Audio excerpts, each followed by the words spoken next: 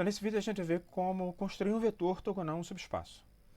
Então, o que a gente quer é descrever um método para construir um vetor que é ortogonal a um dado subespaço do Rn. Deixa eu ser mais específico. Quais são as entradas, o que serão a entrada e saída do método que a gente quer obter?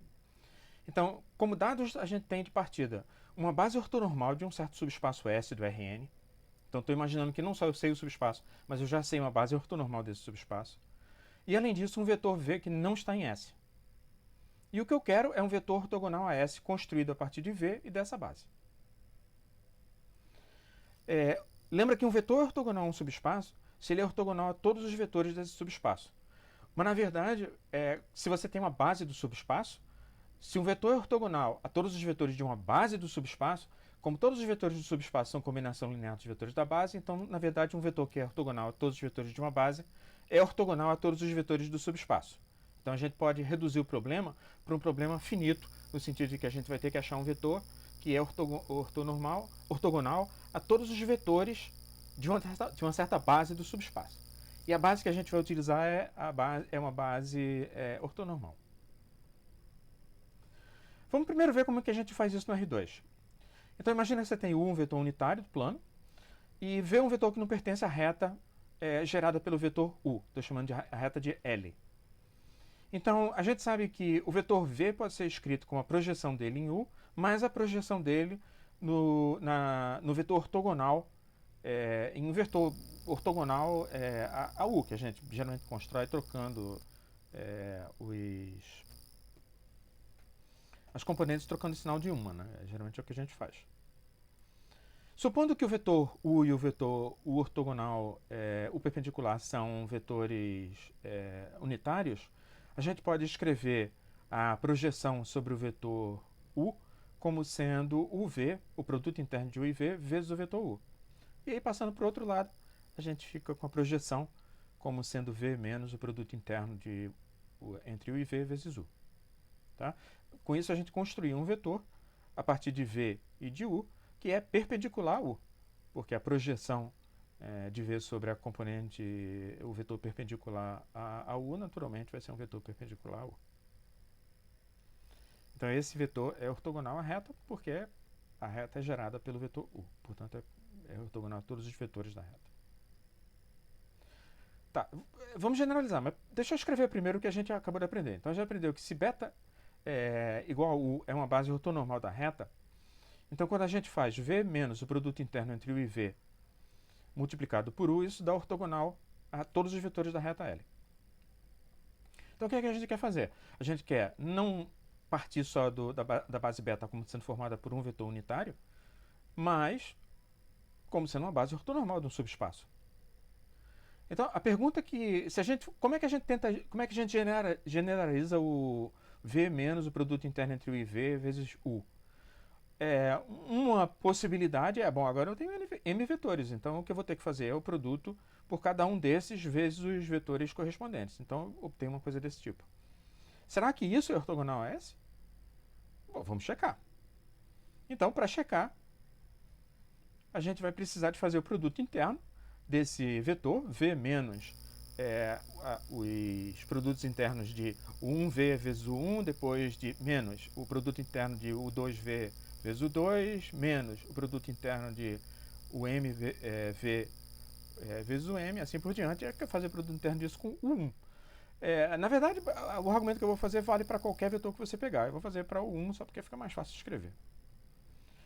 Bom, usando o que a gente sabe sobre o produto interno, eu posso, usando a distributiva e a homogeneidade, eu posso distribuir sobre a soma e puxar os coeficientes para fora.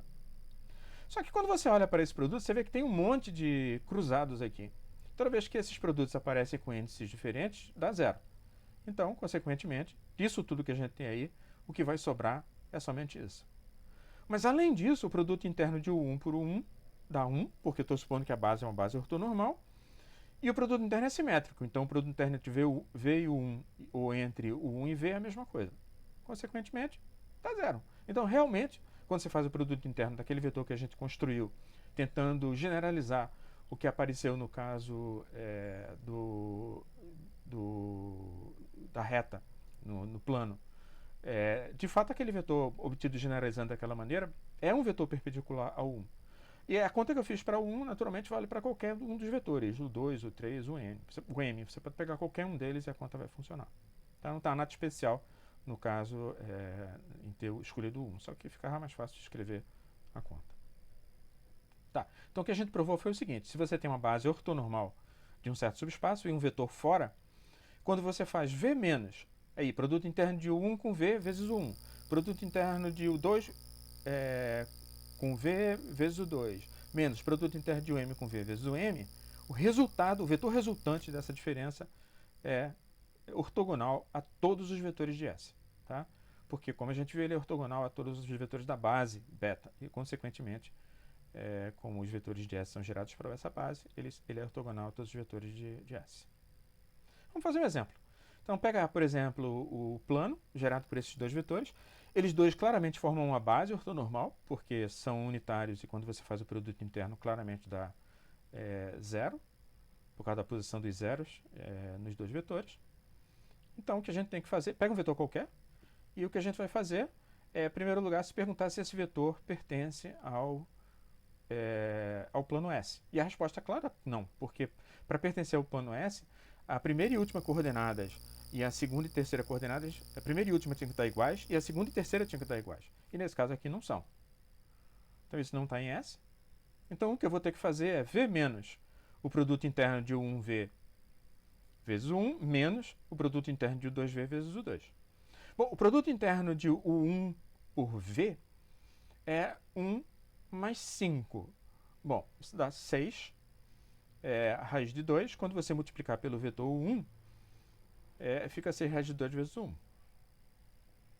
O produto interno de U2 por V vai dar 5, dividido por raiz de 2. Então a gente vai ter 5 sobre raiz de 2 vezes o 2.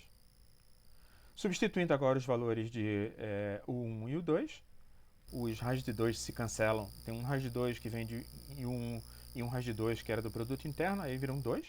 Isso acontece também para o 2. Então fica, na verdade, tudo racional no final. E aí, fazendo a conta, o que a gente obtém é o vetor 1 meio vezes menos 4 menos 1, 1, 4. Qualquer vetor que você pegar que seja múltiplo desse é um vetor ortogonal a todos os vetores do plano S. No próximo vídeo a gente vai ver como utilizar isso para provar, descrever, a gente vai ter que descrever como funciona esse algoritmo de ortonormalização e a gente vai usar o que a gente acabou de ver hoje para provar que o algoritmo realmente funciona.